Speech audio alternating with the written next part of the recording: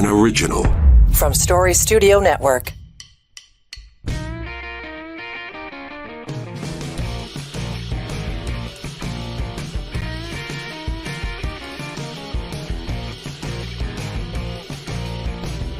He doesn't care about Canadians. He just cares about himself and his own political interest. 9 years of NDP Liberals. Taxes up, costs up, crime's up, time's up. And now he wants a 300% carbon tax hike, all the way up to 61 cents a liter. Here's the news flash for the Conservative leader. Climate change costs money. And what would cost the most money to Canadians at all is his do-nothing climate plan.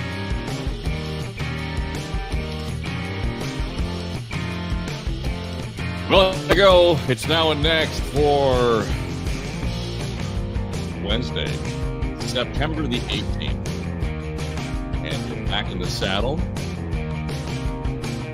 Last week we did our return show with David Schultz and John Wright. We talked about what was going on stateside. We recorded the show the morning after the Harris and Trump debate. Had some fun with that. In case you missed it, dip in, take a look, have a listen.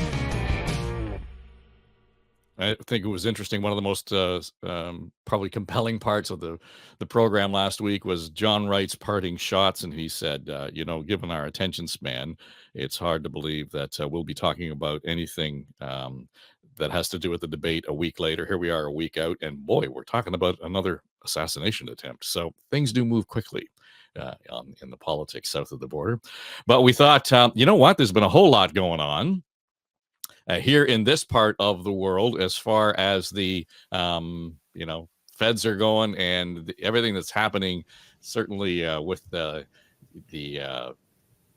Singh Trudeau setup and, how well that was going. I think we sort of started the summer by talking about the critical loss for the Liberals in the by-election in St. Paul's here in Toronto. So here we are again, back into the middle of September, and we've got the comms crew around the table with us. Brad Ross is here, Lindsay Broadhead, Anne-Marie Aikens, and Bob Reed. And Bob, I just want to kind of start with you. I think we may have had a conversation about the astounding earthquake kind of effect that the Toronto loss had for the Liberals. Here we are in September and a significant Montreal loss for the Liberals. Normally we would say, whatever, by-elections really don't matter. I think they mattered this time. Oh, they sure do. Yeah, the traditional logic or response is, hey, it's a by-election, it's a free whack at the government, but it doesn't really change anything.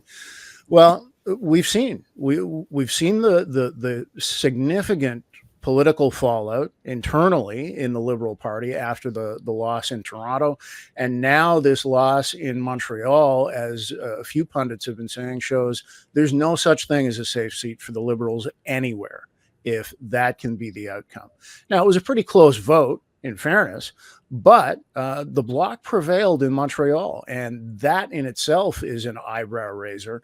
And so the political damage that this has done for the Liberals, it's another blow to morale.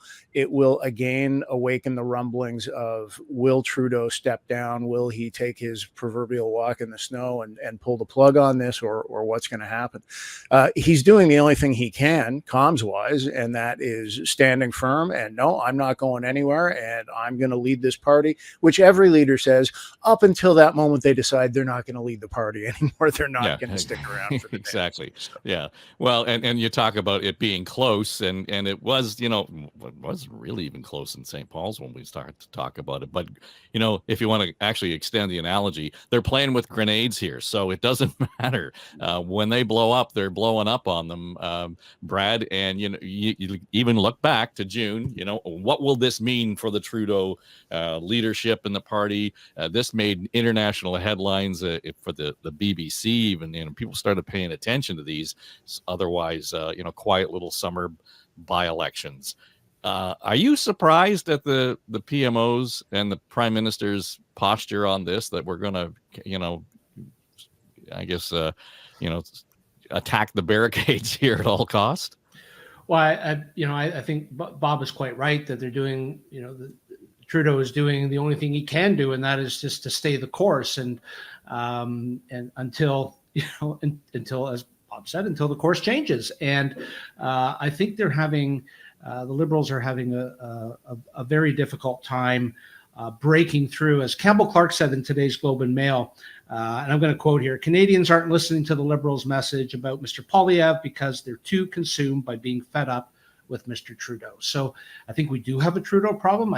I'm sure that the Prime Minister is aware of the Trudeau problem, but whether he's ready to accept it or what to do about it seems to be the challenge. Well, I guess, Lindsay, it all started, and I don't know if it should have been a surprise, but it kind of felt like it came out of the blue. We knew that the relationship, the Singh-Trudeau deal, was going to end soon, but as we understand, Singh fires up his video. Hey, I notified the Prime Minister that I've ripped up the supply and confidence agreement. Canadians are fighting a battle for the future of the middle class. Justin Trudeau has proven again and again, and it's a lovely, greed.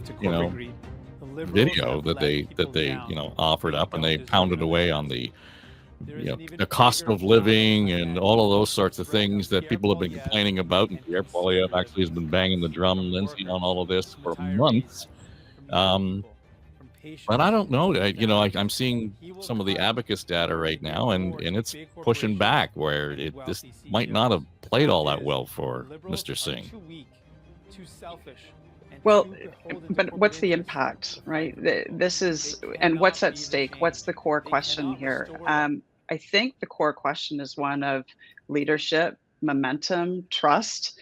When we saw the US debates, what we saw was, an average leader in Harris, not someone that was lamented or raised up by her party in any way. But when it came to make a decision, the party came together, and the powerhouse that came together was such that we saw a team that was a brick wall. They were impenetrable. They were moving forward, and they were united in their message. We can't keep having in Canada this idea that a single leader is what's at stake. The power of Poilievre is that he's got a momentum. There is video. There is wonderful poetry, right? All these rhyming couplets left, right, and center. There is momentum, and there's a fire. There's something to get behind. A team. What we see in Singh and what we see in Trudeau are similar. These are single cast leaders without much defense or heft behind them. So these announcements they end up being very weak and hollow and air. They just become air. Yeah, I guess that's the challenge, right, Anne-Marie? Because we talk about the effect of the comms, the actual messaging that goes into this. And if I heard this correctly, Singh, for example, defended the video saying, well, it wasn't just out of the blue. We may have only given the Prime Minister's office 45 minutes notice or whatever it was, but they had actually planned on and had produced that video some maybe days, even weeks prior to the release. To Lindsay's point, it sounds like Poilievre was wagging the dog on this one, because it was only days earlier that he was saying, if you really care about Canadians, Mr. Singh, you'll tear up the deal with the Liberals and you'll go to an election campaign. It sounds like he walked right into the bear pit here. Well, the one thing about Poilievre is, his team, as Lindsay so aptly put it, that they capitalized on how unhappy Canadians were during the pandemic and coming out of the pandemic as the economy really, really took a hit. They decided to capitalize on that movement with a very coordinated strategic communication plan. And that borrows from the US, that attack model kind of that they thought would sell here. And Canadians were so unhappy it did work here. And it's, however much you may think Trudeau did a bad job, he really is a victim of this strategic communication plan that is anticipating the other leaders' next move, which they seem to do brilliantly with Poilievre, baiting the opposition leader to break this confidence agreement, and it worked. He kind of fell into it, and I think Singh he's fought for attention because he wasn't really getting any attention, and his communication plan, I think, has made some critical missteps. And now he's kind of painted himself into a corner. They've all painted themselves into a corner, and it's going to be very interesting to see what happens next week, or whether or not a confidence vote comes up. And we're in an election at Christmas, which I don't think any of them or any of us want it to be. Yeah, exactly. And it's really thrown our Ontario premier for a loop, because now he's saying, we're not having an election until 2026. Because that's thrown. He doesn't want to have an election the same year. He doesn't want to have an election on the heels of a Conservative win federally. So it's really they've all painted themselves into this cockfight corner. I thought the best clip post by-election results, Bob, was from Blanchette when he said, "We're playing four-card chicken here now." And he's got a real flair for that. But having said that, I'm going to suggest that he is going to take every opportunity he can now that he's won that riding in Montreal, to milk the opportunity before they go to the polls. He's going to want to get every last drop of whatever concession he can out of Trudeau and the Liberals before they go to the polls, and maybe even kick his ass in the general election in Quebec. Of course he is. So don't hold your breath looking for the Bloc to vote against the government in the upcoming next week confidence motion, because Blanchette suddenly found himself as the power broker in the House of Commons, right? Singh tore up the agreement. The Singh-Trudeau thing is done. So now all the focus shifts to Blanchette and the Bloc, helped by the fact they won that seat in Montreal. But more to the point, he's the one now, and it would take every Bloc member plus the independents or a couple of New Democrats to actually bring the government down. So if I've done the math right, it's not just that Blanchette can pull the plug on his own, but to your point, Dave, he's going to want to get every bit of mileage he can out of the position that he's in now, and he's already laid it out. We're going to look at everything the government puts forward and view it through the lens of, is this in the best interest of Quebec? And if it is, we'll support it. If it's not, we won't.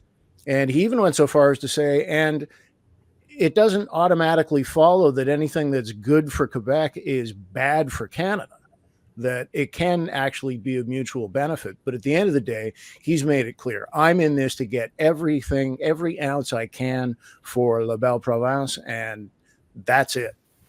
Yeah, I mean, when you talked about that divorce between Trudeau and Singh, I mean, it immediately, that was always the buzz, and will they be going to an election? Will they be going to an election anytime soon? If you're listening to this now and it's, Wednesday, Thursday, or Friday of this week, we'll put that up on our, as an X poll. So if you want to, join the conversation, we'd be curious to hear what you have to say. I mean, when will we go to the polls? Before Christmas, I think unlikely. Spring makes most sense just because there'll be budgets and everything else. But, when we start to look at, could it possibly be in anybody's interest to hang in there until next fall? I tend to doubt it. Brad, to Bob's point, though, when you look at who's going to actually play in that decision, nobody in the NDP can count. I mean, all of a sudden, didn't they just give everything up by ripping up that deal? Yes, and I think, some people I know who are hardcore NDPers are displeased, to say the least, with their leader's decision, because of the potential for and the likelihood of a Conservative government sooner rather than later. But I'm not so sure it's going to take that long. I mean, to that very colorful quote of Blanchette about four-car, a chicken race with four cars, he said, eventually there's going to be wreckage, and so he doesn't think this session is going to last that long. So, who knows? If Trudeau said yesterday that he's prepared to allow a confidence motion next week, and so not so sure that will happen. Will he? Maybe he'll prorogue Parliament, Dave. Who knows? Well, I've heard that. I've heard a lot of conversation about that, Lindsay, and we'll all have to get our mouths around remembering how to pronounce prorogue and how to explain it and everything else. But did I get it wrong? I thought I think you nailed it. I'm the one that I tend to mumble through it all the time. But it's one of those things, Lindsay, where it's a little bit inside politics, but I could think that it may be the only real path for the Liberals, in as much as what they have to do, and they have said coming out of the latest caucus meetings, etc., and just the summer chaos, we have to reset. We have to reestablish what it is that we connect with Canadians on. We have to actually make eye contact with people at the kitchen table. And I think universally, maybe with the exception of the Prime Minister, they all realize that. Proroguing Parliament may be the only way to do that. New session, new throne speech. Now, that's a confidence issue too. But, again, depending on how they can play that, I tend to think that might be their only play here. First of all, I'd rather say prorogue than special rapporteur. I hated having to say that on the radio for over and over again. Look, the answer is I just don't know. I feel like we've been negotiating the same themes and spin cycling the same themes over and over again. The Liberals are out of touch. Their leadership doesn't communicate well or on target with their message. They have done an incredible amount as a government, but none of it is sticking. Like, how horrible is that? Like, this has been a very effective government, actually, in doing incredible things, but it's not sticky. So there are communications holes from inside as well. And going back, I still think that notion of a solid united team. Yesterday in the House, the Tories were hammering the Liberals and questioning, were people still in their roles and were their roles being challenged? If that's the story, then there's nothing being said about the future or leadership. So proroguing could open that door, but so much damage has been done. Perhaps the bet that Trudeau and the team is playing right now is that, look, our best card is to say, challenge us next week. We're giving you the day.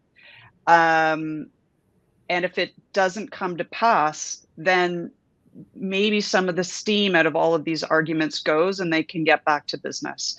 They're going to have to do all those things, though, Dave, that you mentioned, all at the same time. They need stronger policy, better comms, better deliverers of the comms and message. And they need to start advertising and being sexy again. This is a boring as stink party and no one is seeing themselves in it. It's not inspiring. Well, Anne-Marie, they came to power because of, sexy and exciting, and that's really worn off. And that really was about Justin Trudeau. So to everything Lindsay has said, I can't imagine that there wasn't more animated conversation or spirited discussion at best to say, listen, pal, you're done. Yeah, the real winners know when to lose. I mean, get out of the room.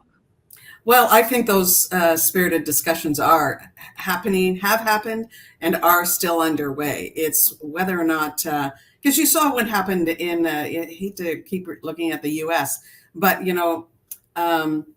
Biden was staying in. He wasn't going to step down. And then one day he did. And then came out Kamala, who was, it was clearly that was an orchestrated, long prepared ascension to power. So I think that's underway here, but I have no idea who they may think they could step in. And maybe there isn't someone, and that's kind of part of the problem. So it's really, that's why we're talking about it so much, because it's so uncertain about what's going to happen next. And they certainly need a shakeup of their communications, for sure, the Liberals. Absolutely. I think the NDP need to give their head a shake. Their communications has been kind of all over the place. But Poilievre's is been spot on and consistent, and consistently that's negativity is consistently there. The one thing that I thought about the by-elections is the Conservatives didn't win either of them. Does that mean anything? I'm not 100% sure, but they didn't win either of them. So, and they could have won one of those seats. So it's yeah, I guess, Bob, to that point, they weren't expected to win either of them. The fact that the Liberals lost the seat that, Paul Martin used to sit in, that's an issue. But let's face it, back to what Anne-Marie was saying, if you're talking about the comms or you're talking about the leadership, there's an issue around logistics, obviously, in terms of how quickly can you turn the leadership issue around and have somebody sitting in the prime minister's chair. Short term, that's hard. But the other part of it is, let's face it, everything as far as comms and messaging is controlled by the PMO. This is not a party issue. This is coming out of the prime minister's office. Yeah, and it does rest there. And to Anne-Marie's point, we've all been watching the fascinating sudden change of events in the U.S., but let's remember, our system doesn't permit that, right? They managed to get Kamala Harris in place like that, and it was game on with a new leader and a new face and a new nominee, and it was done. If Trudeau was to wake up tomorrow and say, I'm going to fall on the sword for the good of my party, I'm going to take my leave, then that begins a leadership process within the Liberal Party. And if Parliament's sitting and there are confidence level measures coming to a vote, do you think the opposition parties are going to sit back and wait until there's a new Liberal leader in place before forcing an election? I think they'd do it right away in a heartbeat. So then again, back to the question of, might they prorogue Parliament? That would be the only way they could stave that off long enough to have a leadership process and get somebody new in place. There's a lot of dominoes that have to fall really quickly there. And looking at it from that perspective, it makes me think Trudeau's already blown his window. Yeah, no, I think you're right. Late. Yeah, I think, and the only advantage to proroguing is they control the calendar in terms of when they return. So, but even then, that's really kind of a tight turnaround. But so a lot of focus has been on the fun and the games in terms of what's been going on in the House. Yesterday, there was a group of protesters hanging around outside the legislative buildings at Parliament Hill and so on. And now they're starting to follow people around. This is getting a little nasty. And saw this video, and I just want to get your reaction to it, because I thought it was just kind of an epic sort of crescendo in terms of where we have come with people kind of harassing people in public life. It doesn't matter the political stripe. Would you vote a non-confidence tonight if it came up? Corrupted bastard. Want to say something? What? You want to say something? I didn't say nothing. What does it mean? That? You got something to say? I didn't say corrupted bastard, but I said. Is that what you said? No, I did not say that. Who said it? Somebody behind me said that. Was it me? Was it you? No. You sure? If it was me, I'd admit it, buddy. Was it you or not? If it was me, I'd admit it. What'd you say then? I didn't say nothing. It wasn't me. It was a gentleman behind me, I guess. Who is it then? Point it out. out. I have no idea who it was, buddy. My word. You sure it's not you? No, 100%. You're a coward. You're not going to say it to my face. That's what's up. Say what? If I said something like that to you, I'd admit it. All right. Now, I asked you if a confidence vote came up today. With that aggression, is that why you're choosing war with Russia? Well, you talk about the corrupted bastard comment, but you won't. Is that why you won't go for peace? Wow. So it's clear, you can just hear the voices if you're listening to the audio. It's one of those guys holding a camera who called him a corrupted bastard, but didn't have the courage to stand up and confront him face to face, Lindsay. And, I say what you will. I mean, Jagmeet Singh got to looking like a kind of a scary character there. He wasn't going to fuck around with any of this. Not at all. I want him on my side if I'm trapped in a dark alley somewhere. What I love about this clip is when right now leadership is at stake, party unity is at stake. Everyone, regardless of color and stripe, are behind Jagmeet's response, right? That was, what was that, a 15, 20-second clip? I think that did more political good for him and the party than any policy announcement, any ad, any in-house statement that he could have made. That was a fabulous and unplanned political move. He can't use those cards often or again, but he nailed it, I think, from a political impact point of view. To what you're talking about, I mean, we'll see where you want to take the conversation. The level of heat that we're seeing in the States, it's trickling north. Before the show, we were talking about the pressures that are put on politicians, again, of all stripes, from a very confident, anonymous audience and crowd.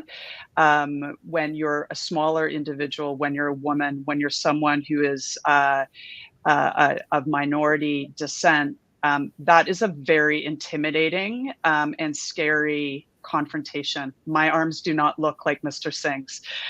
So that would be quite a scary thing to have to deal with. I applaud him for doing it, but it was a risky move, but it won politically. Well, I think, Anne-Marie, the idea that, he's standing up to the coward first, he's standing up to the bully second. And I think, if they were playing it right, and back to your playbook, what they should be taking note of here, he's standing up for Canadians, period. And that's sort of the position that they could, obviously take from all of that.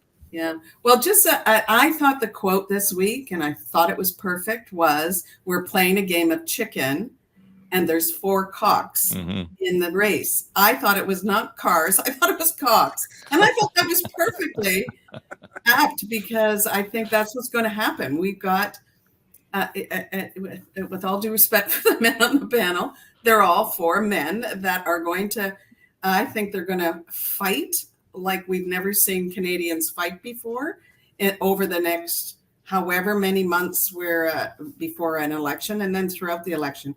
I think we're going to drop any pretense of being polite in Canada. I think they're really going to fight, and it's going to be entertaining, and we'll have lots to talk about. There'll be lots more circumstances like Mr. Singh with confronting the crap that they have to deal with, and it really is crap. They get followed around and they get taunted, and that again is part of the Conservative strategic communication plan. It happens on all levels like this. So when we look at kind of moving forward on that, and let's get into that election campaign, and we've already talked about the gift that was given to the Bloc Québécois as a result of the NDP decisions, Brad. Hearing today, that there's a possibility, if you play the polls right, and you're looking at the sort of the projections, the Bloc Québécois could become the leader of the opposition. And, there's a suggestion that the reason that they are is not so much a dissatisfaction with the government, but also a pushback against Poilievre. I mean, to be able to say, whatever happens, we're going to, I say this with all due respect, park our votes with the Bloc, because there's not a chance that Quebec is going to support the Tories. Yeah, I think Poilievre has a bit of a problem. I think Andrew Coyne called him unpleasant. I think they're pulling the Conservatives are using a bit of a MAGA playbook. He consistently calls Jagmeet Singh Jagmeet. The correct pronunciation of his first name is Jagmeet. And so he does these kinds of things, these little triggers. These, if you've ever seen him in a news conference, the argumentation, the argumentativeness with journalists, the pushing back, it's rude, and clearly he doesn't give a shit, and perhaps it's inside baseball, and nobody cares what troubles and that reporters have in dealing with him. In fact, I think much of his base are very supportive of how he conducts himself, particularly with the media, and other than cutting the carbon tax and all these slogans, I don't know precisely what it is that he plans to do once he most likely becomes prime minister. And so Quebec is a different beast, as we all know. The PQ and the BQ, well, both have only one goal in mind, and that is to become sovereign. But I'm kind of behind. And I voted for all three NDP, Tory, and Liberal parties in my life, but I'm kind of behind the BQ on this one if it means that we can stave off a potential Conservative government that looks very, very MAGA-like, I'm afraid to say. Yeah, so it will play, Bob, in terms of the numbers and the breakdown. If you win or lose Quebec, that pretty much sets things in stone in terms of who wins an election next to Ontario. But everybody brings up the likability issues for Poilievre. And if this were in the United States, that might nibble around the margins enough to make the difference in some key ridings, to make a difference in terms of who wins what, and majorities, minorities, etc. I don't think we're at a stage where it matters whether or not Canadians like Poilievre or not. You balance that off against the dislike for the Prime Minister and the fatigue. The Liberals aren't going to win by saying he's an asshole. Right. Those are the two poles that are at play. Poles in terms of magnetic poles. Right. How strong is the distaste for Trudeau versus any queasiness that people have about Poilievre? Interesting, though, this take that it may not play well in Poilievre's favor in Quebec, and they have the alternative of the Bloc to go to. It will be interesting to see if there's any traction in that writ large elsewhere in the country, because as Canadians, we don't like when our politicians make us cringe. We don't like when they do things where we go, oh, that's a bit much, or that's nasty, or that's over the top, or that's uncalled for. And I think Trudeau and company are banking on, or praying, that there might be a degree of that once people really take a look at Poilievre. And he's a different beast. The likability thing, though, would you like to have a beer with this guy kind of sentiment polling makes me think back. Nobody is really crazy about Stephen Harper. Nobody looked at Harper and said, that's a guy I want to hang out with and spend some time with because he looks like he's cool and fun and all that. No, but he was very successful in government and in elections because he was seen as a competent, credible leader. And I think this is the challenge that Poilievre has, in that he's clearly the alternative, but does he carry that confidence within people like a Stephen Harper was able to do? And I think that's going to be interesting to see how that plays out. So if the last provincial election here in Ontario was the Seinfeld election about nothing, this one might be the hold your nose election, and see what we get for the next 4 years. So listen, it's good to have you guys back around the table, and thanks for jumping into the YouTube show. This has been fun, and it's awesome. It's good to see everyone. The bumps and that we've had in terms of production, all on me. So I'm just kind of we're working it out. Brad Ross, Lindsay Broadhead, Anne-Marie Aikens, and Bob Reed. This is Now and Next, and just a heads up again. We're going to kind of try to do this on the weekly basis. This crew is back every other week, so that's always good. And in the meantime, we'd be setting up subjects, topics that we want to talk about that are in the news that affect you. If there's something there that you want to add to the list, by all means, hit us up on social media, because you can ask a question, add anything you want. You can find me, add a comment, whatever, at Dave Trafford on Facebook, Instagram, X, LinkedIn. Yes, I'm on Threads, but we should do a whole thing on where that's gone, because I think it's been a complete, utter waste of time. And by the way, our polling question will be, when will we go to the polls? And one of the options will be, I don't give a shit. So there'll be something for all of you there.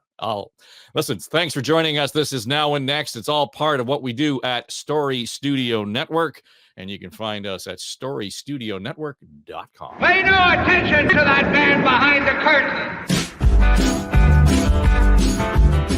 Now and next is Story Studio Network's flagship podcast, produced by our chief executive producer, Dave Trafford, and supported by our entire SSN team, including our senior producers, Becky Coles and Jen Hudson, our technical producer and audio editor, Mike Trutler. Jamie Nickerson is our production manager, and our sonic logo designer is Greg McDonald. Also, I'm Erin Trafford, Queen of the Universe.